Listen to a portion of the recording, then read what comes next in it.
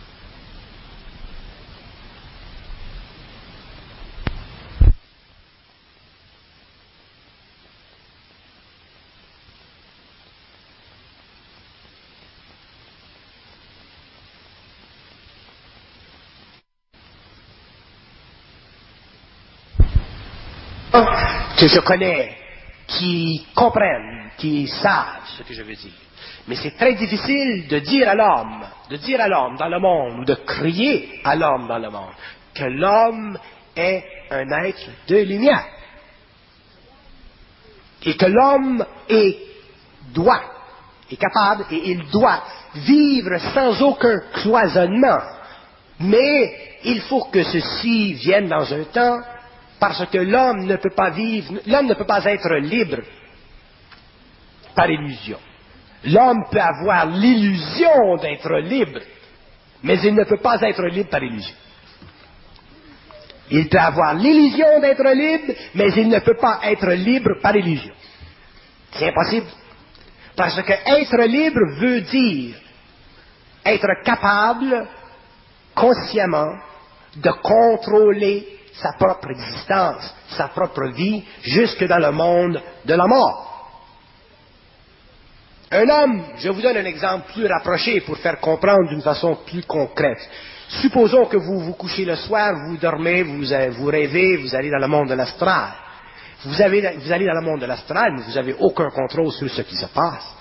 Les choses viennent, se produisent, vous vivez des expériences, vous vous relevez le matin, et vous avez souvent mémoire de ce qui s'est passé. L'homme, dans la vie, vit la même chose. Et je vais avancer autre chose. Je dis que l'homme conscient supramental de demain, l'homme nouveau, tant qu'il ne sera pas libre dans le monde du rêve, dans le monde du sommeil, tant qu'il ne pourra pas aller où il veut, tant qu'il ne pourra pas changer le plan comme il veut, tant qu'il ne pourra pas altérer son taux vibratoire pour faire disparaître devant lui les illusions, tant qu'il ne pourra pas passer de l'astral à l'éther, tant qu'il ne pourra pas passer dans la conscience éthérique de la nouvelle race, cet homme ne pourra pas être sur le plan planétaire libre, parce qu'il n'y a pas de différence entre le monde de la mort et le monde de la vie mortelle inconsciente. C'est simplement un autre plan de vibration. Et faites-en l'expérience, parlez avec des entités qui sont en communication avec l'homme sur les plans spirituels, même des entités très spirituelles, et ces entités seront obligées d'avouer la déception qu'elles imposent à l'homme à travers la vie psychologique de son mental inférieur et évolutif.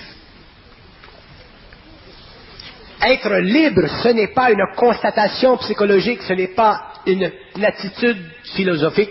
Être libre, c'est un pouvoir qui fait partie de la nature de l'homme, qui fait partie de la lumière de l'homme, et qui traverse la matière de l'homme, et qui s'impose sur la planète Terre, en relation avec les mondes, le monde matériel, la complexité du monde matériel. Être libre ne veut pas dire être antisocial. Être libre ne veut pas dire aller contre la société. Être libre veut dire être capable en esprit de comprendre tout ce qui se passe dans les plans inférieurs de la matière, que ce soit guerre, politique, maladie ou plaisir, comme comprendre tout ce qui se passe dans les mondes de l'invisible qui font partie de la hiérarchie gouvernementale des galaxies. Être libre, c'est une vision totale du cosmos. Être libre, c'est une compréhension instantanée de ce que nous avons à comprendre de l'universel. Être libre, c'est la conversation entre l'homme et la planète d'origine. Être libre, c'est la nature réelle de l'homme. Et il n'y a aucune disposition psychologique qui peut défier ceci, parce que la lumière de l'homme est trop puissante pour les ténèbres de son illusion. Il ne peut pas y avoir d'égoïcité dans être libre. Il ne peut pas y avoir d'orgueil dans être libre. Il ne peut pas y avoir d'attitude. Il ne peut pas y avoir rien. Être libre, c'est être vide dans l'ego, mais plein dans sa propre intelligence, dans sa propre lumière, dans son propre esprit. Être libre, ça fait partie du futur de l'humanité. C'est la nouvelle évolution. C'est un nouveau statut universel pour l'homme. C'est une nouvelle condition d'évolution. C'est un nouveau pouvoir de l'homme sur la terre. Et cet être libre pourra éventuellement travailler avec d'autres êtres qui sont libres, et ce sera la descente dans la matière du pouvoir du feu cosmique, c'est-à-dire la capacité à l'homme de commander l'atome et de donner à la gravité le taux qu'il veut afin de se soustraire ou de se maintenir sous son parapluie. Comment se fait-il qu'il soit si difficile de penser simplement au concept de l'immortalité et quasiment impossible de se savoir immortel?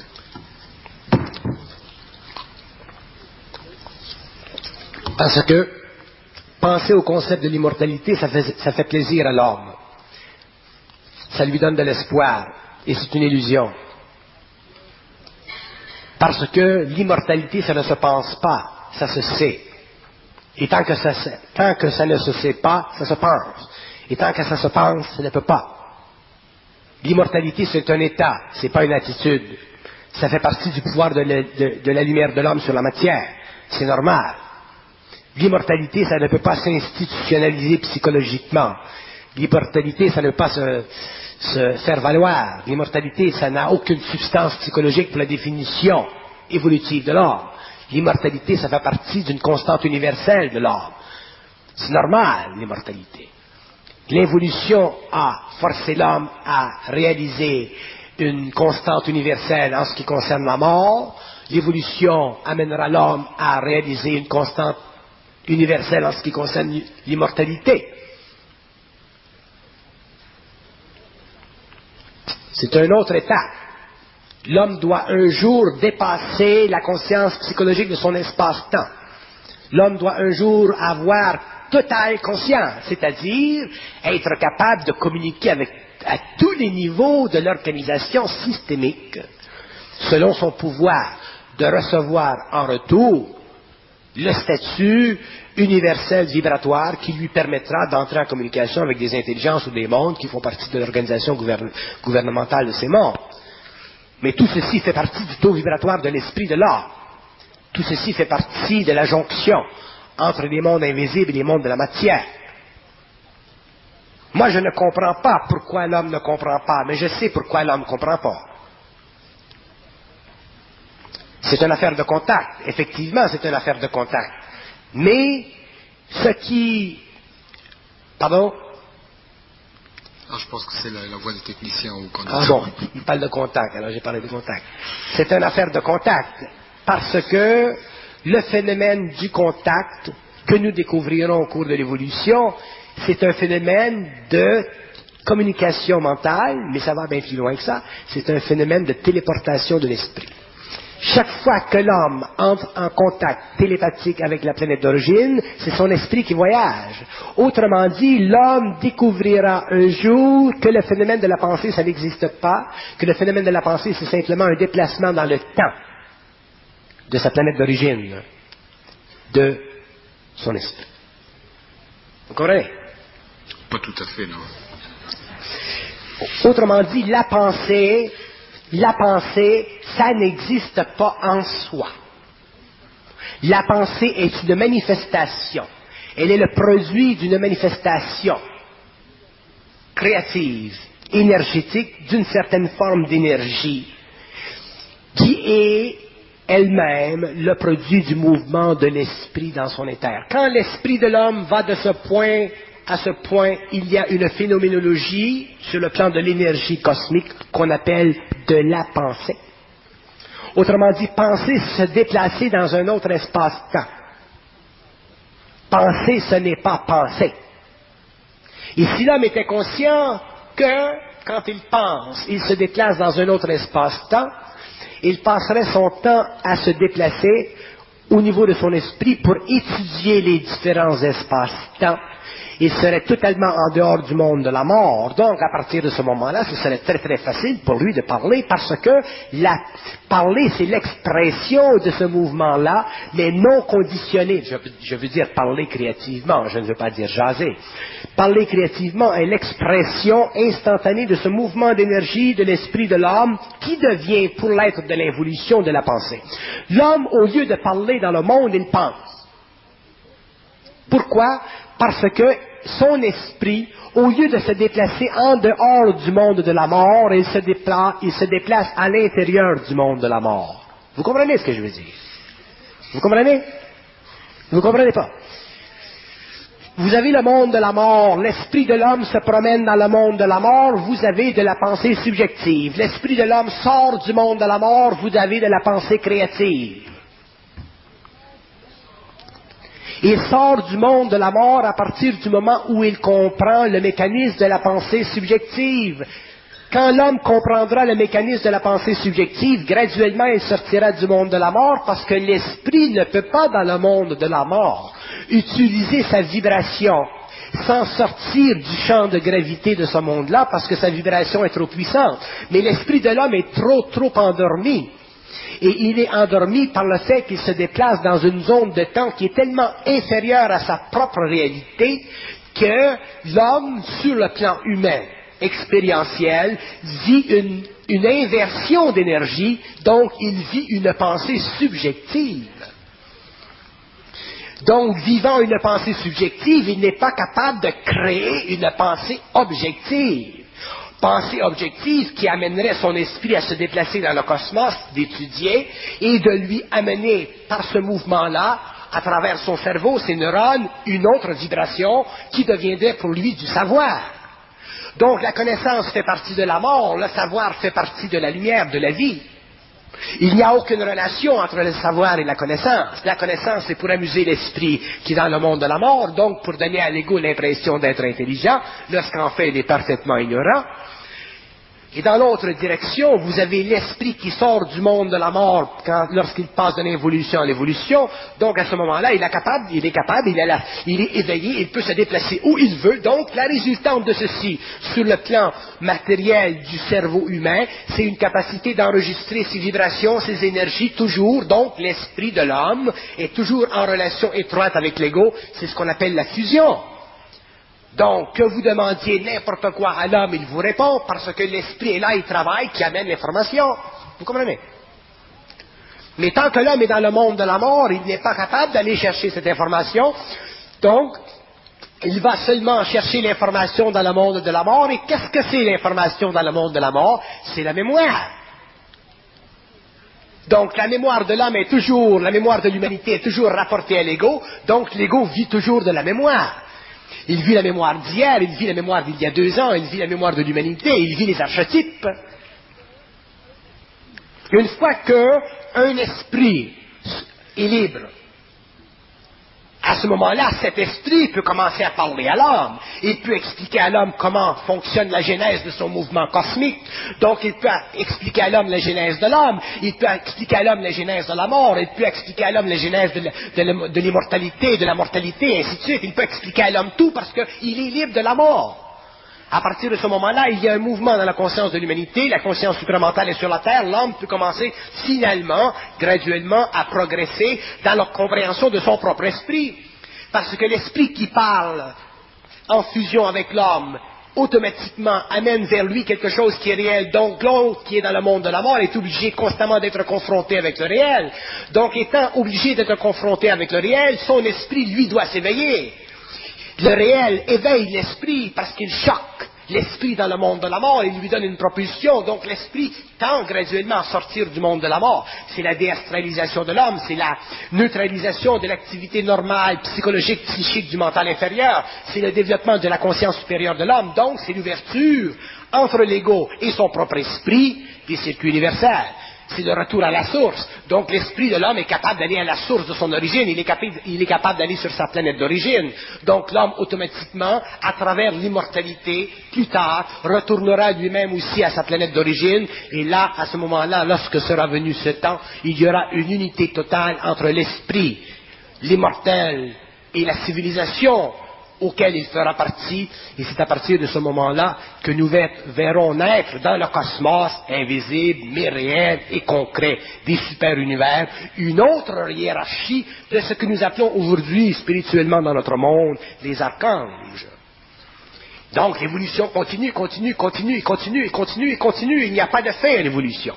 Mais l'homme de l'évolution sera obligé de comprendre les lois, l'instruction mondiale qui lui sera donnée dans le temps pour l'ouverture de son centre mental, c'est-à-dire pour le mouvement qui aujourd'hui est lent, mais qui deviendra plus rapide de son esprit. L'esprit de l'homme dort. Est-ce que la première clé est au niveau de la compréhension du phénomène de la pensée? Est-ce qu'il faut faire une différence entre de la pensée abstraite et de la pensée concrète, ou est-ce qu'elles appartiennent toutes les deux au monde? Ah non, la pensée abstraite et la pensée concrète, c'est la même chose. La pensée, c'est de la pensée. Je n'ai pas d'objection à ce que l'homme pense, mais j'ai de l'objection à ce que l'homme ne réalise pas qu'il pense qu'il pense. L'homme peut penser ce qu'il veut, mais au moins qu'il sache qu'il pense qu'il pense. Donc, à partir du moment où l'homme réalise qu'il pense, il peut continuer à penser, parce que l'homme, quand même, vivra la fusion avec l'évolution. Mais à partir du moment où l'homme sait qu'il pense, il commence à cesser de penser qu'il pense, donc il commence à changer l'inversion de l'énergie dans sa conscience. Donc il commence réellement à penser créativement au lieu de dépenser subjectivement.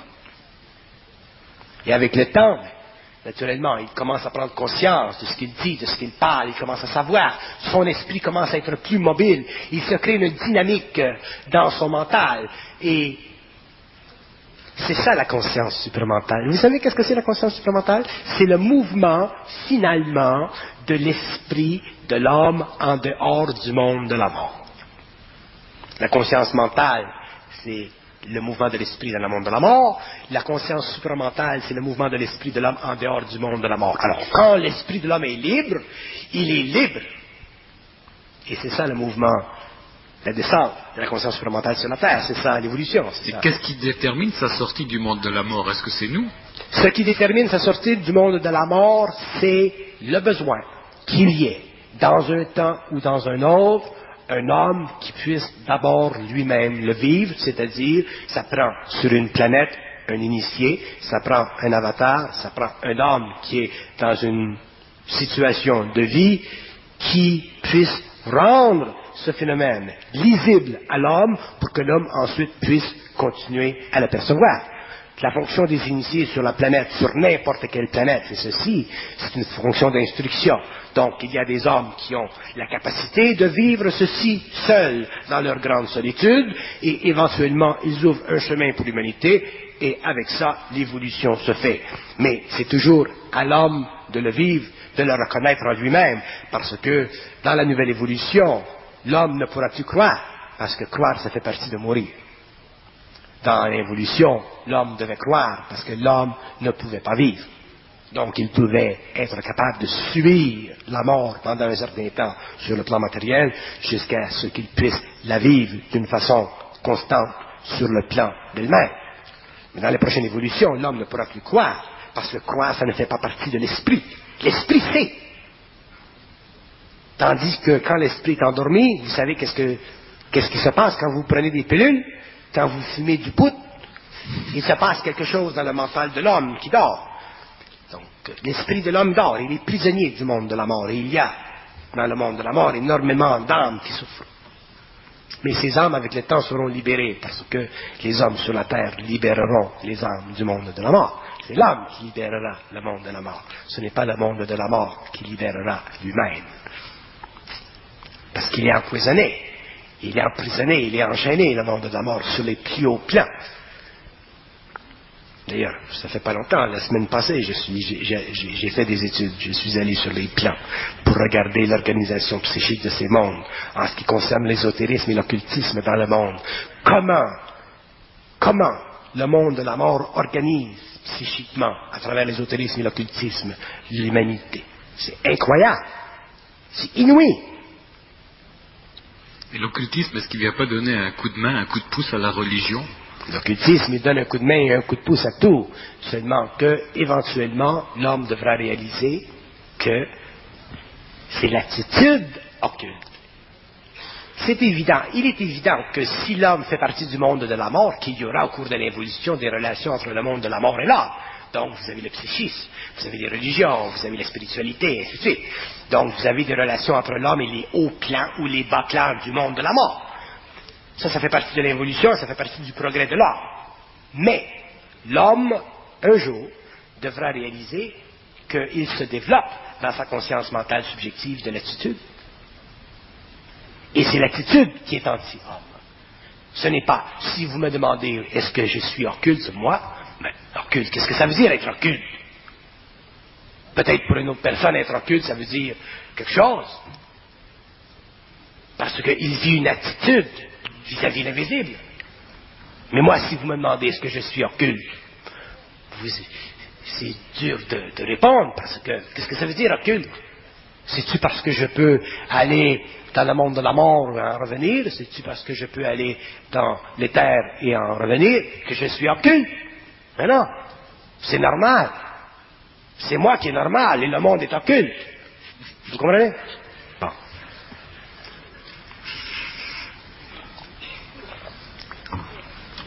C'est l'attitude. Il faut faire attention aux attitudes. Et l'homme qui va passer de l'évolution à l'évolution, naturellement, va vivre des attitudes de toutes les sortes. Je le sais, je le vois quand je fais des séminaires et que je vois des gens quelques semaines après ou quelques mois après ou même quelques années après. Ça prend des années pour en arriver à être réellement sans attitude. Et autrement dit, être conscient, mais intelligent, au lieu de conscient et sensible à ce qu'on vit intérieurement. On ne peut pas passer notre vie avec des... On a du travail, on a du boulot, on a des enfants à éduquer, on a de la télévision à réparer. Comment? Est-ce qu'un initié, ça souffre? Ben oui, ça souffre. Ça souffre, mais ça souffre pour un certain nombre d'années, de cycles de vie. Moi, j'ai souffert pour 14 ans, 2 fois 7 ans, c'est normal, mais je le savais. Donc j'ai souffert, mais quand j'ai fini, j'ai fini. Mais est-ce que vous ne souffrez pas aujourd'hui de voir notre inertie dans un sens? Ah non, je ne souffre pas. Ben non, je ne souffre pas, parce que si je souffrais de voir l'inertie de ce qui se passe sur la planète, je serais dans une illusion spirituelle. Je ne comprendrais pas le temps de la planète, je ne comprendrais pas le cycle de vie de la planète. Moi, si je regarde des choses dans le monde, ben, je dis, ah, ça c'est 25 ans. Je regarde d'autres choses, je dis, ah, ça c'est 300 ans. Au moins, je peux voir, j'ai du temps pour voir. Est-ce que vous ne souffrez pas d'être le seul d'une nouvelle espèce? Souffrir? Ben non, je ne souffre pas. Pourquoi je souffrirais? J'ai des amis. Je suis le seul dans ce sens que j'ai vécu une initiation instantanée, une fusion instantanée. Mais je ne suis pas le seul dans le sens que il n'y a pas d'autres hommes dans le monde qui n'ont pas accès à un niveau plus élevé de leur mental. Je rencontre des hommes dans le monde qui ont besoin simplement du petit coup de pouce, et c'est suffisant pour faire de ces hommes des amis. Des hommes qui ont une sensibilité. Qui est-ce qui est là? C'est Glenn, ça? C'est Richard? Ah, bonjour. Bon, on va prendre Glenn. Bon. Il met son chapeau.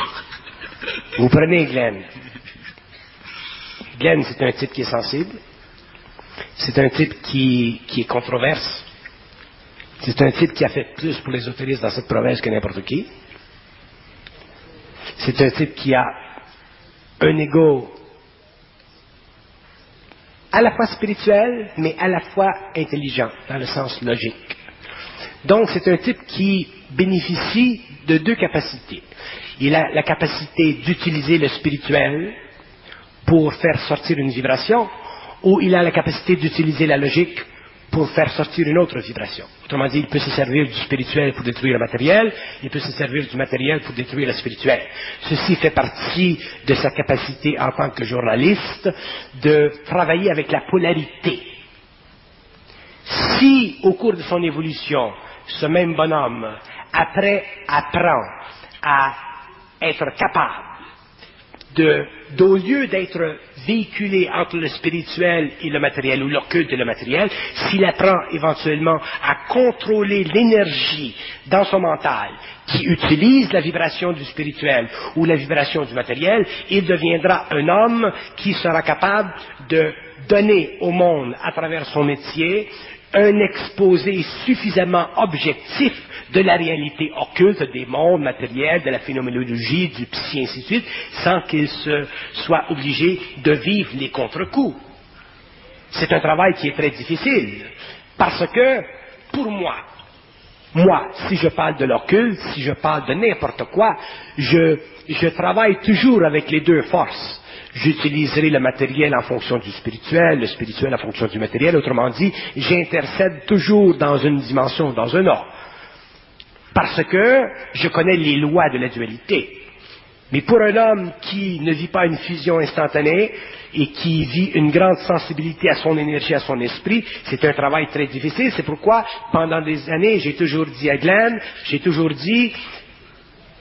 quel que soit ce que les gens pensent de toi, quel que soit ce que les gens, sur le plan psychologique, humain, émotif, vivent vis-à-vis de ta personne, c'est sans importance. Ce qui compte, c'est que tu puisses faire un travail à ton niveau, dans ta vibration, en relation avec d'autres personnes, comme tu peux le faire avec moi. Peut-être que son travail avec moi était plus facile, parce qu'avec moi, je lui laissais une totale liberté d'action en ce qui concerne le mouvement de sa pensée. Tandis qu'avec d'autres personnes, c'était plus difficile parce que les hommes ont naturellement, en dehors de la fusion, de l'ego. C'est normal.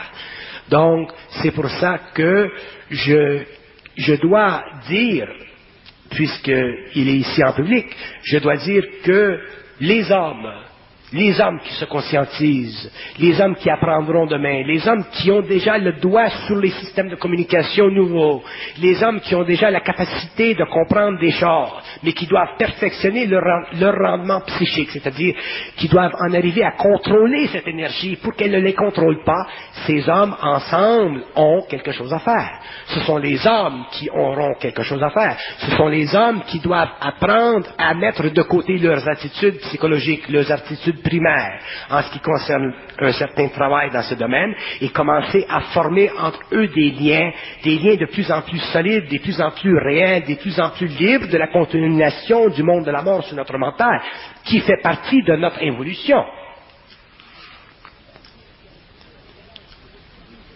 Donc, Glenn, c'est un de ces bonhommes que je salue, que je saluerai toujours et que j'ai toujours salué. Il y en a d'autres, il y a lui, il y en a d'autres, il y en a d'autres. Ces hommes doivent un jour en arriver à pouvoir composer ensemble, mais d'une façon créative, jamais d'une façon psychologique. C'est parce que les hommes composent d'une façon psychologique que se tire la couverte et que se développent des champs de bataille, que se crée de l'opposition. Et automatiquement, c'est le monde de la mort qui en bénéficie, ce n'est pas l'homme. Il y a énormément de choses qui peuvent sortir d'un cerveau comme le sien. Il y a énormément de choses qui peuvent servir d'un cerveau comme le sien. Il y a énormément de choses qui peuvent servir d'autres cerveaux. Moi, je ne me considère pas un cerveau, je me considère simplement un nuage. Donc, ce sont les cerveaux qui doivent apprendre à travailler ensemble. Ce n'est pas moi, je ne peux pas soutenir l'évolution de l'homme. Je donne une impulsion, mais jamais je ne me mettrai dans le centre des controverses humaines. Mais les hommes, avec le temps, voyant de plus en plus leur capacité d'intégrer leur énergie, en arriveront à faire des choses sur le plan de la connaissance intelligente, sur le plan éventuellement du savoir, qui transformeront la conscience ésotérique occulte de l'humanité. Et ceci se reportera, se diffusera dans le monde entier. La connaissance occulte ou ésotérique ne pourra jamais en venir à bout du savoir. Jamais. Moi, je peux parler pour le restant de mes jours, et j'aurais jamais commencé à parler, parce que le mouvement de l'esprit est infini. Mais la connaissance ésotérique occulte a une limite, et cette limite fait partie du monde de la mort. Elle fait partie de l'activité des forces arimaniennes sur la conscience de l'homme. Et l'homme doit comprendre tout. L'homme doit la comprendre, l'arimanien, pour être libre de lui. C'est une nouvelle évolution. Je vous assure aujourd'hui que dans les années, dans les prochaines générations, l'homme qui regardera ce qui aura été dit sur le plan du savoir à la fin de l'évolution verra que l'édifice total de la connaissance de l'évolution qui a servi à la prosternation de l'homme aura été démenti, débattu et détruit par le nouveau savoir de l'humanité. C'est inévitable. Parce que l'esprit est libre, finalement, il n'est plus obligé de subir le joug de la mort. Donc, l'homme n'est plus obligé de vivre la vilification dans son mental, de pensées qui ne sont pas les siennes. Mais pour ce, l'homme sera obligé de vivre de grandes souffrances, parce que c'est une opération, c'est une transformation, c'est une transmutation. Le pape l'a dit, Jean 23 l'a dit, ceux qui passeront, ceux qui feront partie des fils de cette lumière, souffront de grandes souffrances. Aurobindo l'a dit, en 69 descendra sur le plan matériel la pensée supramentale. Et aujourd'hui, je l'explique. Merci beaucoup, Bernard de Montréal.